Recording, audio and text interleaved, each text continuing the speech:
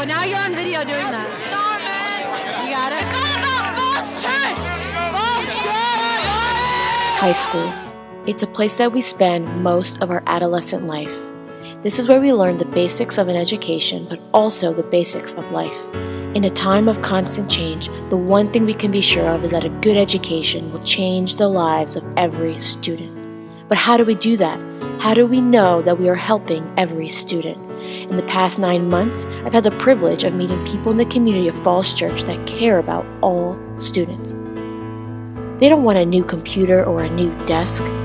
They just want students to walk out with a degree and a chance to achieve the American dream. And this is their story.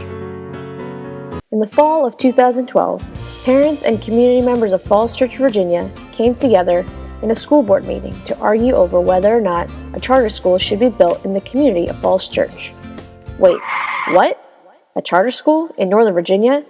Isn't Northern Virginia ranked as one of the best school counties in the nation? How did we get here? How did we get to this meeting? How do we get from being ranked as one of the best counties in the nation to now fighting over a charter school? And this is what we're going to find out.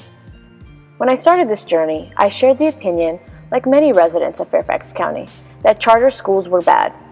I first spoke with Joan Daly and Gary and Lynn Petrozzulo, who were all in charge of Uproar, the parent advocacy group that was against the charter school.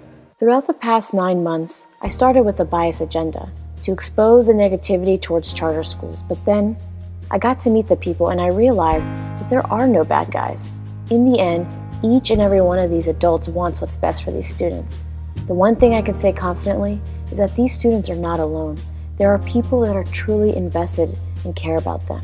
But the one thing that I wanted to know was, did anyone ask any of these kids what they thought about the charter school? Something I like about Falls Church is when something happens, either good or bad, people find out immediately, and it's what everyone talks about in school, and it just makes you feel really involved. Falls Church it's a great school.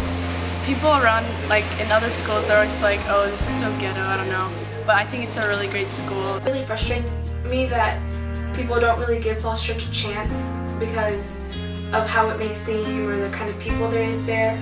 But it's honestly just like any other school. I love Falls Church. I just love the people, I love the environment, I love how everyone supports each other. You go to like a huge school, then you're like, oh, you went to that high school? Really? I didn't even see you. But at Falls Church, you know everyone's nice to each other, and it's just a wonderful feeling. Noticed at Falls Church, we're all kind of like a family. Like even if you don't talk to everybody, you still kind of know everybody. And at other schools, there's people you can talk about that we'll know from our school, but students at that school don't even know. That the teachers there, they actually do care about you, and they're always there to listen, and they also share things with you too that make you feel like home. I've always been around diversity, so it's not really a weird thing for me. It's not a appreciated school, or people don't respect it as much because it is an underpopulated school, and it's more of like apparently people tend to think that it's like just a Hispanic school. I just find it very racist. Like, I have almost all honors classes. I've been trying my hardest, and then for them to just think like that, like, you can't judge a book by its cover. And just because I look Spanish, well, I am, and I'm proud to be Spanish, I'm proud of my food and all that stuff, but it's just really insulting. At-risk students should stay at Falls Church instead of having charter schools made, mainly because Falls Church is already underpopulated. So I feel like it'd be easier to just adjust a little bit more to the needs of those kids instead of making a whole new school for them. As charter school comes, then there will be even like less people here, so that wouldn't be pretty good. They're all in that one charter school. They're going to be used to each other, but reality, the world is not. I mean, once they go to college, it's not very diverse. For high school kids to go to college, I think that they need a lot of flexibility in their time schedule. A lot of kids play sports, they do other outside activities, they also need some time to do homework and then the other stuff too. So. To better train the teachers, I think that they first need to be taught how to kind of find out what the backgrounds are of the students, because a lot of the students I have class with they come to school and then right when they go home they have to work to help support their family. So they don't have time to do homework, and if the teachers understood that better, they'd be more willing to help them in class to complete it or in JAG time, or even before school for some of them, so that they could complete the work and learn what they needed to know.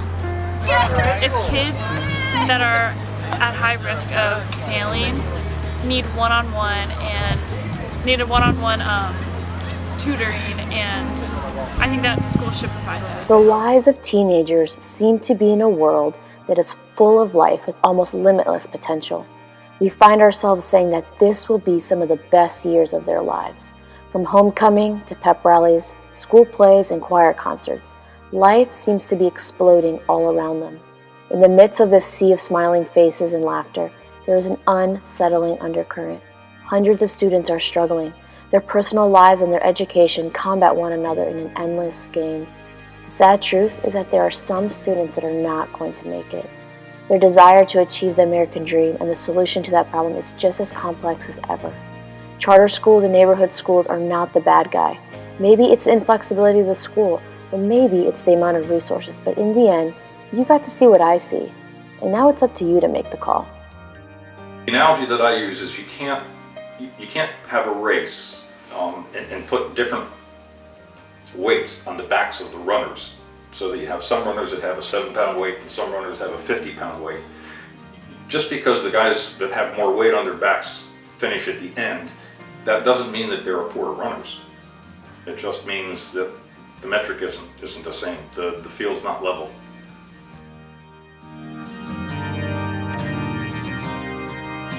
Hope that they're gonna go somewhere, you know?